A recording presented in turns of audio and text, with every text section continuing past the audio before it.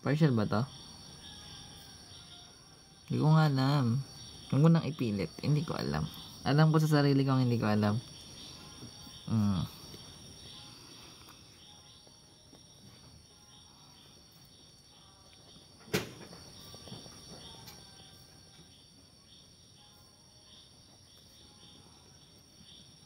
First year. 3 years ago. Ano yan? Professor, ano yan? Engineering yan, guys. So, meron daw given. X squared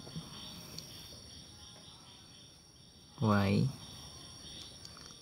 plus y. May engineering bang? Hindi bang engineering na alam yung mga ganyan, guys? Hindi ko alam. Diyan nakikinig eh. Yok. So, ito yung given, guys. So, meron tayong x squared y plus y cube equals 4. So, pag implicit naman yung ginagawa, so lahat ng variable or pag nagde-derive ka ng y, magkakaroon ka ng y prime. So, basically, meron ditong product rule na magaganap. So, gagamitin natin yun, yung ub prime plus bu prime. So, pwede mo naman siya i-direct na kasi alam naman natin yun eh. So, ito yung formula sa product rule kung nakakalimutan. Product rule. So, that is ub prime plus vu prime. So, yung u natin yung x squared, copy lang. Then, yung y natin, derivative niya is 1. Diba, derivative niya 1. Pero, nag-derive tayo ng y. So, magiging 1, tapos mag-y prime ka pa. So, plus b natin, that is y. Then, yung u prime, that is x squared, magiging 2x. Then, plus itong derivative natin, derivative ng y cube, that is 3y squared. So, dahil nag-derive tayo ng y, magkakaroon ka pa ng y prime. Y prime to, baka sabihin nyo y raised to 1 yun ha. Maala kayo dyan. Equal 0 kasi derivative ng constant is 0.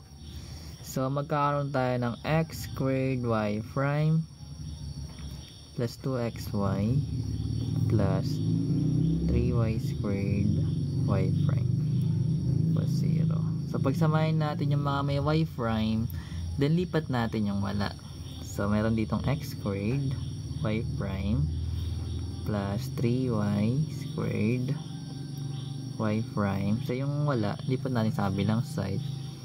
So, magkakaroon tayo ng negative 2xy. Hindi. Isa nga lang akong simpleng mamamayan. So, meron tayong y prime. So, magkakaroon tayo. Factor out natin yan. So, bali matitira dito is x squared plus ito naman is 3y squared equals negative 2xy. So, we are looking for y prime. So, divide lang natin siya by yung parenthesis. So, both side yan. So, ayan. Pwede na yan. Maging y prime equals negative 2xy over x squared plus 3y squared. So, hindi mo yung pwedeng pag-iwalayin na. Patay ka dyan. Ayan na yung sagot nyan. Pwede na yan. So, that is letter C. Letter C, guys. Ayan kasing kamukha niya eh. O, diba? Basic. Saan po galing? Ala, sinulat ko lang yun, guys. Inimbento ko lang yun. Gawa-gawa lang yun ng Illuminati. Saan po galing yung y2x? Ito? Alin? Alin? Saan po galing yung y times 2x? Ito? Dito oh. Sa vu prime. Kasi ito guys, product rule. Hindi siya transpose. Product rule siya na ito guys na part. So, di ba yung u natin, x squared, yung v prime natin, so derivative ng y prime. Then, punta ka naman dito. So, v naman yung nauna. So, y. Then, derivative ng x squared. 2x. Yan, just naintindihan natin. Galing pa naman mag-derive, implicit. Ano yung sabi ni Matito Sias, guys? Basahin ko nga. Alam mo mag-partial differentiation? Of course not. Para lang din yung normal na derivative. Pag nag-partial x ka, lahat ng variable na hindi x magiging constant. Ha? Hindi ko alam. Hindi ko siya alam. How to use Gemini po. Wari sa given na yan. Partial x ka dyan. Sige, try natin. Paano yung ginagawa? Sige nga, para may matutunan tayong bago.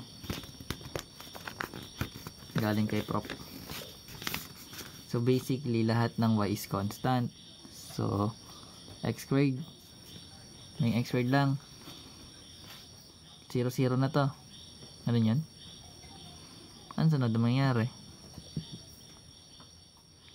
Or 2xy 2x. Bakit may y? Wala ko constant yung y.